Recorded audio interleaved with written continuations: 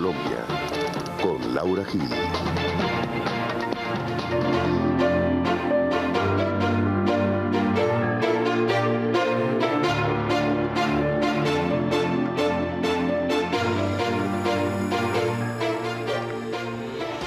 Buenas noches, soy Laura Gil y esto es Hashtag Internacional, un programa para debatir temas de Colombia en el mundo y el mundo en Colombia. Nuestro tema para la noche de hoy son las elecciones en clave internacional y nuestro hashtag es numeral así nos ven. Bienvenidos. Para hablar de las elecciones, estamos en el set de Canal Capital con tres expertos y los tres expertos son especialistas en mercadeo político. Dos de ellos internacionales y una de ellas colombiana, pero con extensa experiencia en América Latina. Entonces, Eugenie Richard, bienvenida a Hashtag, profesora del Externado, especialista en mercadeo político. Daniela Vargas, también del Externado, especialista en mercadeo político.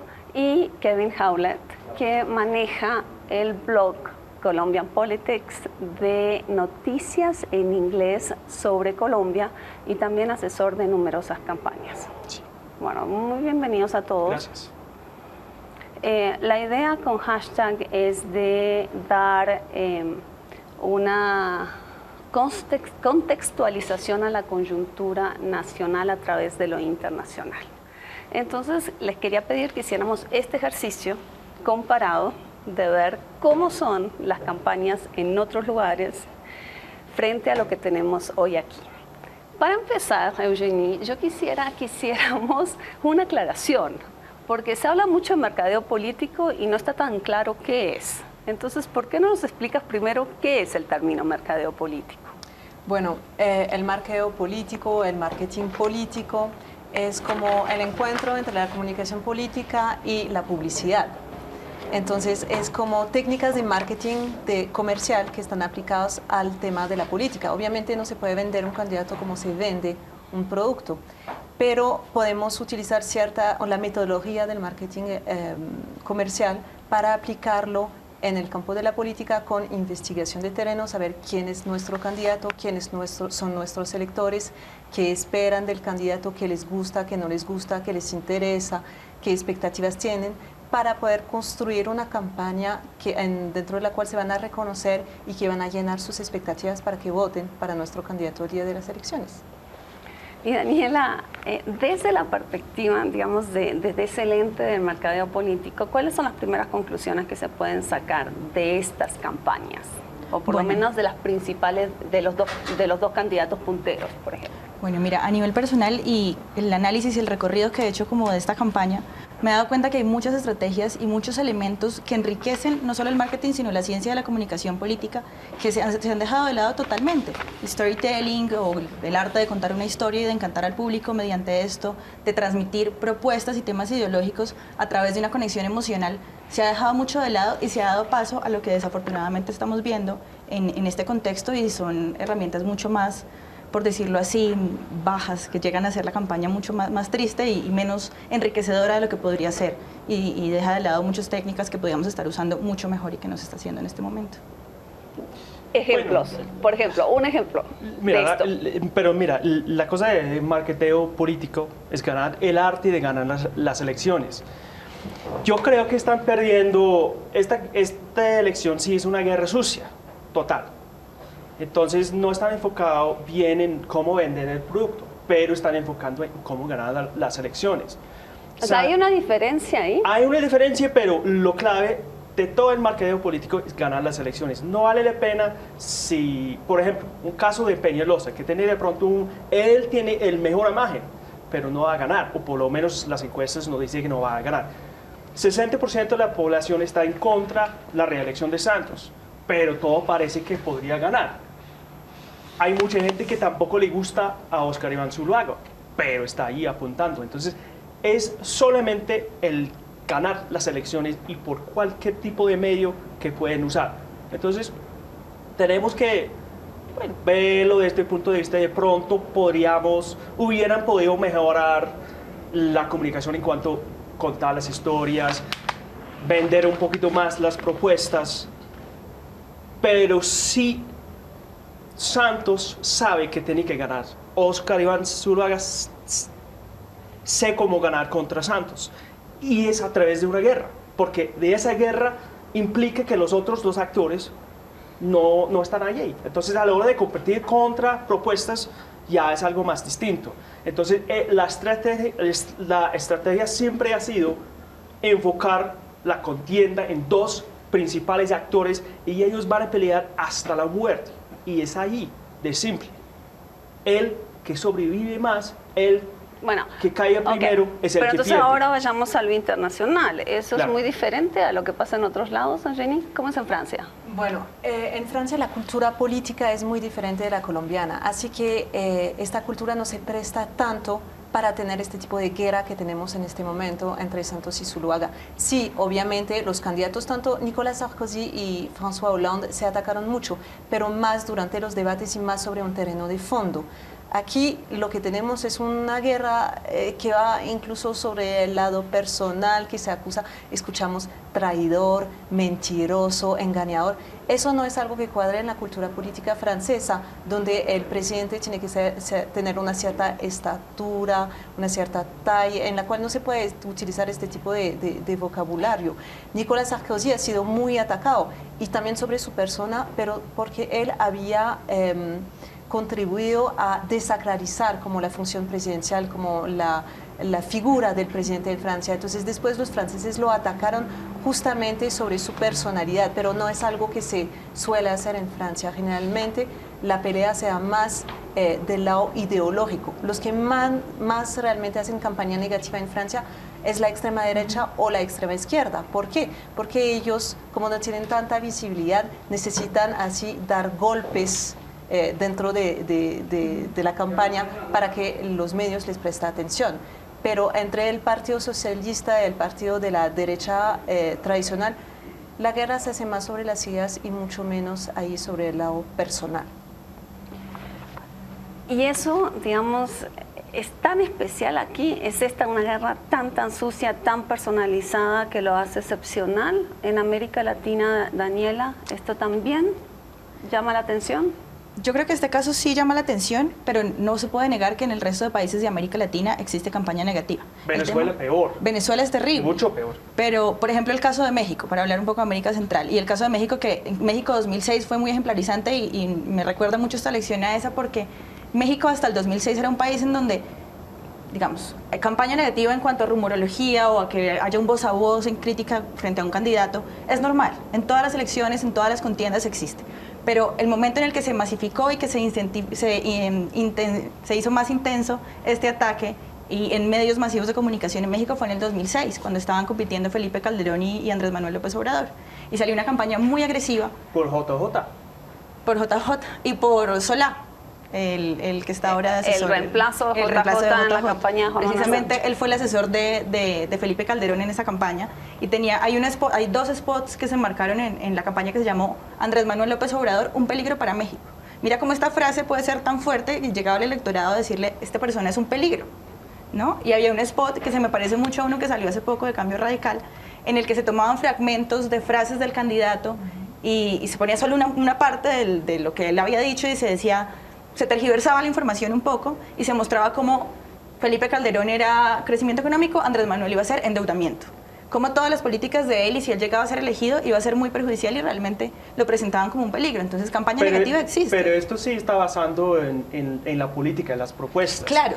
Pero digamos que, y también tú estabas diciendo que en Francia está basado en la política. Yo creo que en los Estados Unidos, por ejemplo, que era supuestamente 2012 la campaña más sucia de los Estados Unidos, creo que hay una tendencia hacia más al lado de la persona, unos ataques a la persona. Digamos, no, el juego es atacar no a la pelota, sino a la persona. Y está entrando quizás nos estamos confundiendo en qué es guerra sucia, porque tú hablas de guerra negativa, pero, pero quizás guerra definamos sucia... qué es guerra sucia, Sí, claro. porque mucha gente te diría, pues es válido mostrar los puntos débiles del contrincante. Total, qué pena, yo iba a hacer esa precisión, que en Colombia la diferencia es que va más allá de atacar a la persona, es que ellos están usando tácticas que son hasta por ahí medio ilegales, o por lo menos las acusaciones son el espionaje, los montajes, lo que está haciendo la entrada de 12 millones de dólares a la campaña por medio de JJ a la campaña de Santos. Aquí se habla más allá de ataques personales y están enfocados en cosas que realmente o son ilegales o son casi ilegales. Y allí la distinción, ahí es algo sucio. Si uno está montando algo, si está a través del engaño, de atrapar a la gente y usar trampas de esa manera, eso sí es algo sucio. Lo de atacar a las personas me parece, a mí no me gusta, pero es coherente. Uno puede decir que esta persona no es dentro de las reglas del juego. Esta persona no es suficiente para gobernar. ¿Por qué? Porque engaña a la mujer, porque dice que es una persona que valora los valores de la familia, pero al mismo tiempo está haciendo fíjate que aquí, delitos, etc. Contrario a lo que sucede en Estados Unidos, donde el carácter personal de las personas, aquí la vida personal, aquí la vida personal no se toca. Es más, están intentando la campaña de Zurban entrar un poquito en el tema, pero es casi una novedad en Colombia, eso no se ve. Con el caso de Petro, por ejemplo, ¿se acuerda que hace un año estaba hablando mal de Petro? Que no podemos tocar el tema de que Petro, la acusación que estaba, digamos, engañando a su mujer con la secretaria, ¿sí? Eso fue la acusación. Pero el tema que toda la clase política, no, aquí no hablamos de eso, de amantes y todo eso, no vamos a atacar esos temas de moralidad. En cambio, en los Estados Unidos, también en el Reino Unido, la idea que uno tiene una vida privada no existe. Aquí existe el concepto de tener una vida privada, pero estamos enfocados en cosas mucho mejores. O sea, no son capaces de atacar a una persona por tener un amante, pero sí son capaces de usar tácticas de guerra sucia para atacar a la persona. Es como es algo absurdo. Yo les iba a preguntar si hay experiencias en otros países de Europa, Eugenie, de este tipo de, digamos, de supuestos videos y adulteración de videos y ediciones de videos. No sabemos en qué etapa estamos de esto del video. Entonces, ¿ha habido ese tipo de experiencias? No, eso hasta ahora no es algo que se ha dado en Europa. Lo más, digamos, dramático que tuvimos es la historia de François Hollande con su novia, con esta actriz con la cual se dio a ver, entonces él estaba casado. Pero esto sí es legítimo, es legítimo, pero eso no era algo acostumbrado. Pero eso no fue en plena campaña. No, pero digamos que eso fue algo nuevo porque generalmente en Francia no se daba este tipo, no se habla de la vida privada de los políticos, eso es algo nuevo. Es anglosajón. Sí, es una... Viene de Inglaterra y también de los Estados Unidos. Es una influencia, muy anglosajona que realmente ahora existe en Francia y que no existía antes. Antes el presidente de la República era una figura muy sacralizada que no se podía tocar. Ahora sí, la personificación de las campañas hace que nos enfocamos mucho más sobre los candidatos como personas, las queremos ver como personas, como nosotros, y lo tratamos como un tema cada vez más people dentro de los medios de comunicación. Pero no hasta el nivel que ha llegado en Colombia. En este momento, en Francia, sí, los candidatos se atacan, pero no se están atacando sobre puntos, digamos, muy personales durante la campaña. No, y yo creo que la razón por la cual es esta, que la sociedad de Francia es diferente que la sociedad aquí. Claro. Y la política acá ha sido cooptada por esos elementos de la ilegalidad. Hemos visto durante décadas la coopción de la política por parte de los narcos, la ilegalidad y los grupos al margen de la ley. Y estamos viendo apenas ahora lo que realmente pasa en la política colombiana. Estamos dando a la luz, sacando los sapos y viendo, digamos, lo que realmente pasa en la política colombiana, y también esto se ve reflejado en la sociedad colombiana. Yo creo que eso realmente tiene que ver con la sociedad colombiana en su conjunto. Estamos en un país en el cual hay mucho drama.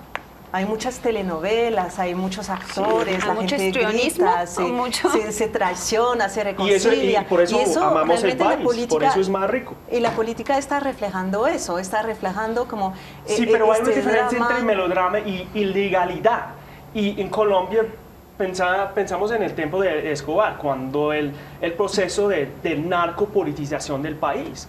Y todavía estamos viendo, estaban hablando del proceso de 8.000 y hay algunos analistas que dicen que esto sí, de pronto es peor aún. Esas son las acusaciones. Aquí hay una pregunta de Jimmy que pregunta relación entre marketing político y capitalismo. Y la verdad que yo se la reformularía la pregunta así. ¿Es esto el resultado del dinero que se está poniendo hoy en día en estas campañas? Claro, tiene una altísima incidencia. Las campañas, a partir de la explosión de que empezó a ser tan importante ese tema del marketing político y de la comunicación y de vender al candidato casi, no de la misma forma, pero casi como un producto comercial, empezó a requerir unas cantidades inmensas de dinero. Y por supuesto que se hicieron mucho más costosas las campañas y quien más tuviera la posibilidad de acceder a los recursos, tanto para acceder a televisión, para medios de comunicación y demás, pues tenía una campaña más fuerte y tenía muchas más posibilidades de darse a conocer y de venderse. Sí y no, porque finalmente hemos tenido unos buenos ejemplos de unas campañas electorales que se hicieron sin plata porque había una emoción. Eso es, realmente una campaña electoral es como una obra de teatro. Hay unos protagonistas, unos actores que son los candidatos, hay un público que son los electores, que deciden al final por qué historia quieren votar. Hay un drama, hay una intriga, hay conflicto, bueno, y todo eso genera emoción. Emociones que pueden ser positivas, como el entusiasmo, la esperanza, como lo tuvimos como la ola verde en Colombia en el 2010, o que pueden ser también emociones negativas como el miedo. En este momento Oscar Iván Zuluaga está intentando activar el miedo dentro de la campaña de Santos, porque Santos tiene un tema muy fuerte, que es el tema de la paz, que tiene un capital electoral muy, muy fuerte, pero están intentando hacer jugar una otra emoción. Y muchas veces saber captar, entender cuál es la emoción dominante del momento, eso permite convencer al electorado de manera mucho más poderosa que solamente... Bueno, a mí lo que me deja perpleja es que hablan de emociones y no de razón. No, o sea, tú cuando compras zapatos, Laura, o sea, ¿tú esta compras ciencia por razón del mercadeo o político. por amor? Cuando tú compras zapatos, ¿por el amor o por lógica? Yo apuesto que es por emoción. Pues no sé. Pues dado los tacones con los que ando, yo creo que perfectamente podría ser por emoción. Todo usando la emoción, no la lógica. Nos vamos a Y una la política primera no es pausa. diferente. Por favor, manden sus preguntas @INTL y ya volvemos.